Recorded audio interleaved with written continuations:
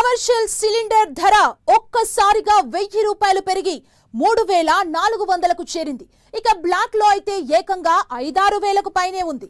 దీంతో హోటళ్లలో food items ధరలు అమాంతం పెరిగిపోతున్నాయి. ఇప్పటికే నిత్యావసరాల ధరలతో సామాన్యులు సతమతమవుతుండగా ఇప్పుడు గ్యాస్ భారం కూడా తోడవటంతో టిఫిన్లు భోజనాల ధరలు పెరగక తప్పని పరిస్థితులు ఏర్పడ్డాయి. గత నెలలో గ్యాస్ కొరత కారణంగానే రేట్లు పెంచిన హోటల్ యజమానులు కేంద్రం గ్యాస్ సిలిండర్ల రేట్ల పెంపు దెబ్బతో ఆ భారం మరోసారి కస్టమర్లపై వేయాల్సి ఉంటుందని ఇప్పటికే హోటళ్ల యాజమాన్యాలు చెబుతున్నాయి. ఈ గ్యాస్ ధరల కారణంగా చిన్న మధ్యతరగతి హోటళ్లలో వంటకాల ధరలు కనీసం 20-30% పెరిగే అవకాశం ఉంది. ఇప్పటి వరకు 50 రూపాయలకు ప్లేట్ ఉన్న ఇడ్లీ లేదా దోశ ధర ఏకంగా 70-80 రూపాయలకు పెరిగే ఛాన్స్ ఉంది. కర్రీ పాయింట్స్ లో ఒక ప్యాకెట్ కర్రీ ధర 30 రూపాయలుండగా దాని రేటు 50కి పెరిగే అవకాశం ఉంది. వెజ్ మీల్స్ 100-120 రూపాయలు ఉండగా అది 200కు పెరిగే అవకాశం ఉంది. ఇక టీ కాఫీ ధరలు ఇప్పుడు 15 రూపాయలుంటే అది 25 రూపాయలకు పెరిగే అవకాశం ఉంది.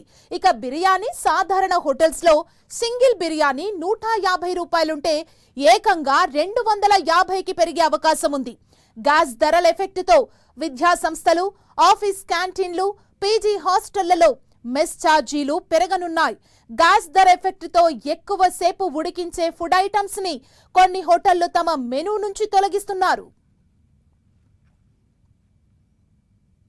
ఇక రోడ్ల పక్కన బండ్ల మీద అమ్మే మిర్చి బజ్జీలు, పునుగుల వంటి స్నాక్స్ ధరలు ప్లేట్ కి 30 రూపాయలుండగా అది 50 రూపాయలకు పెరిగే అవకాశం ఉంది.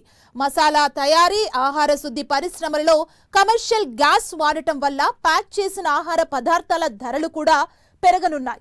బయట దొరికే ఆహార పదార్థాల ధరలు పెరగడం వల్ల మిడిల్ క్లాస్ ఫ్యామిలీల నెలవారీ బడ్జెట్ పై తీవ్ర ప్రభావం పడనుంది. ముఖ్యంగా బ్యాచులర్స్, ఉద్యోగులు, రోజువారీ హోటల్ తిండిపై ఆధారపడే వారిపై ఈ గ్యాస్ ధరల ఎఫెక్ట్ భారీగా పడనుంది.